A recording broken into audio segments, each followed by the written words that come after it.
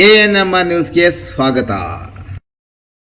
ವರಮಹಾಲಕ್ಷ್ಮಿ ಹಬ್ಬಕ್ಕೆ ಬೇಕಾದ ಅಲಂಕಾರಿಕ ವಸ್ತುಗಳಿಗೆ ಒಮ್ಮೆ ಭೇಟಿ ಕೊಡಿ. ಅರುಣಾ ಶಾಪಿಂಗ್ ಸೆಂಟರ್, ವಾಸವಿ ಕಲ್ಯಾಣ ಮಂಟಪದ ಬಳಿ, ಎನ್ಆರ್ ಬಡಾವಣೆ, ಚಿಂತಾಮಣಿ. ವರಮಹಾಲಕ್ಷ್ಮಿ ಹಬ್ಬದಂದು ಲಕ್ಷ್ಮೀ ದೇವಿಯನ್ನು ಪೂಜಿಸುವ ಹಬ್ಬವಾಗಿದೆ. ವರಮಹಾಲಕ್ಷ್ಮಿ ಹಬ್ಬವನ್ನು ಕರ್ನಾಟಕ, ಆಂಧ್ರಪ್ರದೇಶ, ತೆಲಂಗಾಣ, ತಮಿಳುನಾಡು ರಾಜ್ಯಗಳಲ್ಲಿ ಆಚರಿಸುತ್ತಾರೆ. ವರಮಹಾಲಕ್ಷ್ಮಿ ಹಬ್ಬವನ್ನು ವಿಶೇಷವಾಗಿ ಮಹಿಳೆಯರು ಈ ಹಬ್ಬವನ್ನು ಆಚರಿಸುತ್ತಾರೆ. ಹಬ್ಬದ ದಿನದಂದು ವರಮಹಾಲಕ್ಷ್ಮಿಯ ಮನೆಗಳಿಗೆ ಪ್ರತಿಷ್ಠಾಪಿಸಲು ಇದೀಗ ಮಾರುಕಟ್ಟೆಗಳಲ್ಲಿ ಬೇಕಾಗಿರುವ ಅಲಂಕಾರಿಕ ಸಾಮಗ್ರಿಗಳು ಸಿಗುತ್ತವೆ. ಅಲಂಕಾರಿಕ ಸಾಮಗ್ರಿಗಳ ಜೊತೆಗೆ ಅಮ್ಮನವರ ಮುಖವಾಡಗಳು ಚಿಂತಾಮಣಿ ನಗರದ ಅರುಣಾ ಶಾಪಿಂಗ್ಸ್ ಅಂಗಡಿಯಲ್ಲಿ ಇದೀಗ ವಿಶೇಷವಾಗಿ ಮಾರಾಟ ಮಾಡುತ್ತಿದ್ದಾರೆ. ಅರುಣಾ ಶಾಪಿಂಗ್ಸ್ನಲ್ಲಿ ಅಮ್ಮನವರಿಗೆ ಬೇಕಾದ ಅಲಂಕಾರಿಕ ವಸ್ತುಗಳಲ್ಲಿ ಒಂದಾದ ವಿವಿಧ ಬಣ್ಣಗಳಲ್ಲಿ ಅಮ್ಮನವರ ಆಕರ್ಷಕ ಮುಖವಾಡಗಳು, ಅದರಲ್ಲೂ ತಾಂಜೂರು ಬಣ್ಣದಿಂದ ಅಲಂಕಾರ ಮಾಡಿರುವ ಮುಖವಾಡಗಳು, ಮಹಾಲಕ್ಷ್ಮಿ ಡಾಲ್ಸ್, ಬಾಗಿಲುಗಳ ತೋರಣ, ಫ್ಲವರ್ ಹ್ಯಾಂಗಿಂಗ್, ವಿವಿಧ ಆಕರ್ಷಕ ಹೂವಿನ ಹಾರಗಳು, ಆರ್ಟಿಫಿಷಿಯಲ್ ಫ್ಲವರ್ಗಳು, ಜರ್ಮನ್ ಸಿಲ್ವರ್ ಐಟಮ್, ತಟ್ಟೆ, ದೀಪಗಳು, ಕುಂಕುಮ, ಬಟ್ಟು, ವಿಧವಾದ ಬಳೆಗಳು, ಬಾಳೆಕೊಂಬೆಯ ಸ್ಟ್ಯಾಂಡ್ಗಳು, ವೈಟ್ ಮೆಟಲ್ ಮಣಿಗಳು ಹಾಗೂ ಅಮ್ಮನವರಿಗೆ ಬೇಕಾದ ವಿವಿಧ ಡೆಕೋರೇಷನ್ ಐಟಮ್ಗಳು ಸಹ ಸಿಗುತ್ತವೆ. ಇದರ ಜೊತೆಗೆ ಸದರಿ ಅಂಗಡಿಯಲ್ಲಿ ಹ್ಯಾಂಡ್ ಬ್ಯಾಗ್, ಸ್ಲಿಂಗ್ ಬ್ಯಾಗ್, ಕ್ಲಿಪ್ಪುಗಳು, ಪರ್ಸುಗಳು, ಬ್ರಾಬ್ಲಿಂಗ್ ಬ್ಯಾಗ್ಗಳು, ಏರ್ ಆಕ್ಸೆಸರಿಗಳು, ನೈಟೀಸ್, ನೈಟ್ ಶೂಟ್ಗಳು, ಇನ್ನರ್ ಗಾರ್ಮೆಂಟ್ಸ್ ಹಾಗೂ ಇತರೆ ವಸ್ತುಗಳು ಸಹ ಸಿಗುತ್ತದೆ. ಒಮ್ಮೆ ಭೇಟಿ ಕೊಡಿ. ಅರುಣಾ ಶಾಪಿಂಗ್ ಸೆಂಟರ್, ವಾಸವಿ ಕಲ್ಯಾಣ ಮಂಟಪದ ಬಳಿ, ಎನ್ಆರ್ ಬಡಾವಣೆ, ಚಿಂತಾಮಣಿ. ದೃಶ್ಯಂ ಸಿನಿಮಾ ಸ್ಟೈಲ್ನಲ್ಲಿ ಪೊಲೀಸರಿಗೆ ಚಳ್ಳೆ ಹಣ್ಣು ತಿನ್ನಿಸಿದ ಆರೋಪಿ ಬಂಧನ. ಸಾಲಗಾರರ ಕಾಟಕ್ಕೆ ಬೇಸತ್ತು ಕೊಲೆಯಾದಂತೆ ನಟಿಸಿದ್ದ ಚಾಲಾಕಿ ಆರೋಪಿ.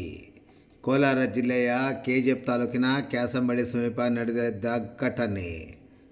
ತೂಕಲ್ ಗ್ರಾಮದ ಅರುಣ್ ಕುಮಾರ್ ರೆಡ್ಡಿಯಿಂದ ಕೊಲೆಯಾದಂತೆ ಪ್ಲ್ಯಾನ್. 2015ರ ಫೆಬ್ರವರಿ 9ರಂದು ಸುಟ್ಟ ಸ್ಥಿತಿಯಲ್ಲಿ ಪತ್ತೆಯಾಗಿದ್ದ ಶವ. 35 ವರ್ಷದ ಅರುಣ್ ಕುಮಾರ್ ರೆಡ್ಡಿ ಆರೋಪಿ ಬಂಧಿಸಿದ ಕ್ಯಾಸಂಬಳ್ಳಿ ಠಾಣೆ ಪೊಲೀಸರು. ಘಟನೆ ನಡೆದಾಗ 24ನೇ ವಯಸ್ಸಿನ ಯುವಕನಾಗಿದ್ದ ಅರುಣ್ ಕುಮಾರ್ ರೆಡ್ಡಿ ಸತ್ತರೆ ಇನ್ಶೂರೆನ್ಸ್ ಪರಿಹಾರದ ಹಣವು ಸಿಗುತ್ತದೆ, ಸಾಲಗಾರರ ಕಾಡು ತಪ್ಪುತ್ತದೆ ಎಂದು ಪ್ಲ್ಯಾನ್ ಸತ್ತಂತೆ ಹೊಸ ಕ್ರೈಮ್ ಸ್ಟೋರಿ ಸೃಷ್ಟಿಸಿದ್ದ. 2015 ಫೆಬ್ರವರಿ 9ರಂದು ಅಂತ್ಯ ಸಂಸ್ಕಾರ ಮಾಡಲಾಗಿದ್ದ ಮೃತದೇಹ ಹೊರಕ್ಕೆ ತೆಗೆದು ಬಳಿಕ ದೊಡ್ಡಗಾಂಡಹಳ್ಳಿ ಸ್ಮಶಾನದಿಂದ ಶವ ಬೈಕ್ನಲ್ಲಿ ತಂದು ಕ್ರೈಮ್ ಸೀನ್ ಸೃಷ್ಟಿ. ತೂಕಲ್ ಕ್ಯಾಸಂಬಳ್ಳಿ ಮುಖ್ಯ ರಸ್ತೆ ಬದಿಯ ನೀಲಗಿರಿ ತೋಪಿನಲ್ಲಿ ಮೃತದೇಹಕ್ಕೆ ಬೆಂಕಿ ಹಚ್ಚಿದ್ದ ಅರುಣ್ ಕುಮಾರ್ ರೆಡ್ಡಿ. ಬಳಿಕ ಸ್ಥಳದಲ್ಲಿ ತನ್ನ ಬೈಕ್ ನಿಲ್ಲಿಸಿ ಗುರ್ತಿನ ಚೀಟಿ ಬಿಟ್ಟು ಪರಾರಿಯಾಗಿದ್ದ ಆರೋಪಿ. ಘಟನೆ ನಡೆದ 3 ದಿನಕ್ಕೆ ಮರಣೋತ್ತರ ಪರೀಕ್ಷೆ ವರದಿಯಿಂದ ಅರುಣ್ ಕುಮಾರ್ ರೆಡ್ಡಿ ಸತ್ತಿല്ലെಂಬ ಮಾಹಿತಿ ಬೆಳಕಿಗೆ. 2015ರಲ್ಲೇ ಅರುಣ್ ಕುಮಾರ್ ರೆಡ್ಡಿಯವರನ್ನು ಬೆಂಗಳೂರಿನಲ್ಲಿ ಬಂಧಿಸಿದ ಅಂಡರ್ಸನ್ಪೇಟೆ ಪೊಲೀಸರು. ಬಳಿಕ ವಿಚಾರಣೆಗೆ ಹಾಜರಾಗದೆ ಕಳೆದ 11 ವರ್ಷದಿಂದ ತಲೆಮರೆಸಿಕೊಂಡಿದ್ದ ಆರೋಪಿ. ಇದೀಗ ಚೆನ್ನೈನಲ್ಲಿ ಆರೋಪಿ ಅರುಣ್ ಕುಮಾರ್ ರೆಡ್ಡಿ ಬಂಧಿಸಿದ ಪೊಲೀಸರು. ಕ್ಯಾಸಂಬಳ್ಳಿ ಪೊಲೀಸರಿಂದ ಆರೋಪಿ ಬಂಧನ. ಕೈ ಸಾಲ ಮಾಡಿದ ಕಾರಣ ಸಾಲಗಾರರ ಕಾಟದಿಂದ ಬಚಾವಾಗಲು ನಾಟಕ ಆಡಿರೋದಾಗಿ ತಪ್ಪೊಪ್ಪಿಗೆ. ಆರೋಪಿ ಅರುಣ್ ಕುಮಾರ್ ರೆಡ್ಡಿ ಪೊಲೀಸರಿಗೆ ಸಿಕ್ಕಿಬಿದ್ದಿದ್ದು ಹೀಗೆ. ಕೊಲೆಯಾದಂತೆ ಸೀನ್ ಸೃಷ್ಟಿಸಿದ್ದ ಅರುಣ್ ಕುಮಾರ್ ರೆಡ್ಡಿ ಹೆಸರಲ್ಲಿ ಇತ್ತು ಮತ್ತೊಂದು ಸಿಮ್ ಕಾರ್ಡ್. ಸಿಡಿಐ ರಿಪೋರ್ಟ್ ಆಧರಿಸಿ ಆರೋಪಿ ಬಂಧಿಸುವಲ್ಲಿ ಯಶಸ್ವಿಯಾದ ಪೊಲೀಸರು.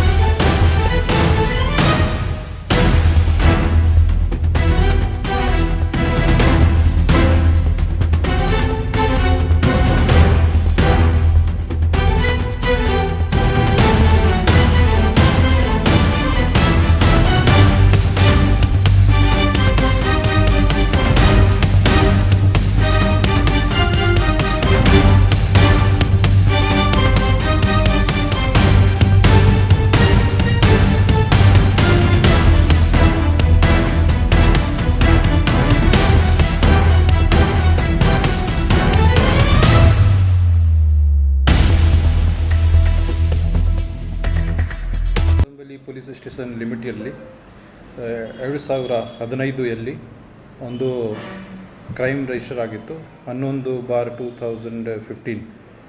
ಆ ಕ್ರೈಮ್ನಲ್ಲಿ 11 ವರ್ಷದಿಂದ ಒಬ್ಬರು ಆರೋಪಿ ತಲೆಮರೆಸಿಕೊಂಡಿದ್ದು. ಆ ಒಂದು ವಿಚಿತ್ರ ಘಟನೆ ಇತ್ತು. ಈ ಆರೋಪಿ ಅರುಣ್ ಕುಮಾರ್ ರೆಡ್ಡಿ ಅವರ ಮೇಲೆ ವಿಪರೀತ ಸಾಲ ಇತ್ತು.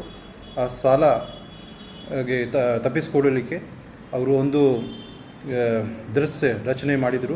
ಆ ದೃಶ್ಯದಲ್ಲಿ ಅವರು ಪಕ್ಕದ ದೊಡ್ಡಗಾಂಡಹಳ್ಳಿ ಊರಿನಲ್ಲಿ ಒಬ್ಬರು ಶ್ರೀರಾಮ ಎಂಬ ವ್ಯಕ್ತಿಯನ್ನು ಆ ಒಂದು ಶವ ಸಂಸ್ಕಾರ ಮಾಡಿ ನೆಕ್ಸ್ಟ್ ಡೇ ಅದು ಶವಗೆ ರಾತ್ರಿಗೆ ಹೊರಗಡೆ ತಗೊಂಡು ಒಂದು ಸೀನ್ ಕ್ರಿಯೇಟ್ ಮಾಡಿದರು. ತೂಕಲ್ ಗ್ರಾಮ ಪಕ್ಕದಲ್ಲಿ ಒಂದು ದಾರಿ ಪಕ್ಕದಲ್ಲಿ ಶವಗೆ ಅಲ್ಲಿ ಬಿಸಾಕಿ ಪೆಟ್ರೋಲಿಂದ ಸುಟ್ಟು ಅವ್ರದ್ದು ಅರುಣ್ ಕುಮಾರ್ ರೆಡ್ಡಿ ಅವ್ರದ್ದು ಬೈಕ್ ಗುರುತಿನ ಚೀಟಿ ಮತ್ತು ಮೊಬೈಲ್ ಅಲ್ಲಿ ಸುತ್ತಮುತ್ತ ಬಿಸಾಕಿ ಒಂದು ಸೀನ್ ಕ್ರಿಯೇಟ್ ಮಾಡಿದ್ದಾರೆ.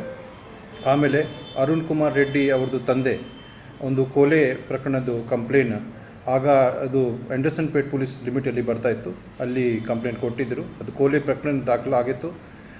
ಬಟ್ ಅದು ಶವ ಪಂಚನಾಮೆ ಕಾಲೆಯಲ್ಲಿ ಇದು ಅವ್ರದ್ದು ಮುಖ ಏನು ಡೆಡ್ ಬಾಡಿ ಮುಖ ಮತ್ತು ಅರುಣ್ ಕುಮಾರ್ ರೆಡ್ಡಿ ಮುಖ ಅದು ಮ್ಯಾಚ್ ಆಗಲಿಲ್ಲ. ಆವಾಗ ತನಿಖಾಧಿಕಾರಿಯವರಿಗೆ ಸಂಶಯ ಬಂದಿತ್ತು. ತನಿಖಾಧಿಕಾರಿ ಅದು ಮತ್ತೆ ಮುಂದೆ ತನಿಖೆ ಮಾಡಿ ಇವರಿಗೆ ಈ ಆರೋಪಿಗೆ ಬೆಂಗಳೂರಿಂದ ಹಿಡ್ಕೊಂಡು ಅವರು ಅರೆಸ್ಟ್ ಮಾಡಿ ಜುಡಿಷಿಯಲ್ ಕಸ್ಟಡಿಗೆ ಪ್ರೊಡ್ಯೂಸ್ ಮಾಡಿದ್ದರು. ಇದು ಟ್ರಯಲ್ ಕೂಡ ಸ್ಟಾರ್ಟ್ ಆಗಿತ್ತು. ಇದು ಆದ ನಂತರ ಇವರು ಎಬ್ಸ್ಕಾಂಡಿಂಗ್ ಆಗಿದ್ದರು. ಲಾಸ್ಟ್ 11 ವರ್ಷದಿಂದ ತಲೆಮರೆಸಿಕೊಂಡಿದ್ದು. ಈಗ ನಮ್ಮ ಬೇತಮಂಗಲ ಇನ್ಸ್ಪೆಕ್ಟರ್ ಜಗದೀಶ್ ಮತ್ತು ಸಬ್ ಇನ್ಸ್ಪೆಕ್ಟರ್ ಕೈಸಂಬಲಿ ಸಂಗಮೇಶ್ ಮತ್ತು CSC ಚಂದ್ರಶೇಖರ್, CPC ಧನಸಿಂಗ ಅವು ತಂಡ ಮಾಡಿ ಚೆನ್ನೈಯಿಂದ ಇವರಿಗೆ ಹಿಡ್ಕೊಂಡು 11 ವರ್ಷ ಆದ ನಂತರ ನಮ್ಮ ಜುಡಿಷಿಯಲಿ ಜಡ್ಜಸ್ ಮುಂದೆ ಪ್ರೊಡ್ಯೂಸ್ ಮಾಡಿದ್ದಾರೆ. ಇದು ಒಳ್ಳೆಯ ಕೆಲಸ ಮಾಡಿ ಅವರಿಗೆ ಯಶಸ್ವಿ ಆಗಿದ್ದಾರೆ.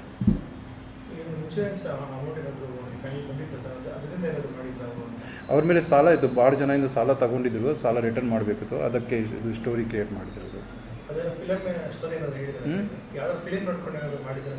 ಅದು ಫಿಲಿಮ್ ಥರ ಇದೆ, ಇನ್ಸ್ಪೈರ್ ಆಗಿರ್ಬೋದು ಯಾರಿಂದ.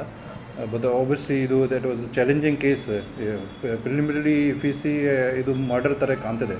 ಬಟ್ ಆವಾಗ ತನಿಖಾಧಿಕಾರಿ ಸರಿಯಾಗಿ ತನಿಖೆ ಮಾಡಿ ಇವರು ಮೇನ್ ಏನು ಇದು ಒಂದು ದೃಶ್ಯ ರಚನೆ ಮಾಡಿದೆ ಅದರ ಬಗ್ಗೆ ಮಾಹಿತಿ ಪಡೆದುಕೊಂಡು ಈ ಏನು ಇತ್ತು ರಿಯಲ್ ಸ್ಟೋರಿ ಏನಿದೆ ಅದ್ರ ಬಗ್ಗೆ ಪತ್ತೆ ಮಾಡಿದ್ದಾರೆ. ಅದು ಆದ ನಂತರ ಕೂಡ ಇವರು ತಲೆಮರೆಸ್ಕೊಂಡಿದ್ದಾರೆ. ಅದು ಆದ ನಂತರ ನಾವು ಪತ್ತೆ ಮಾಡಿದರೆ ಅವರಿಗೆ ಏನು ಜಸ್ಟಿಸ್ ಕೊಡಬೇಕು ಅದು ಮಾಡಿದ್ವಿ.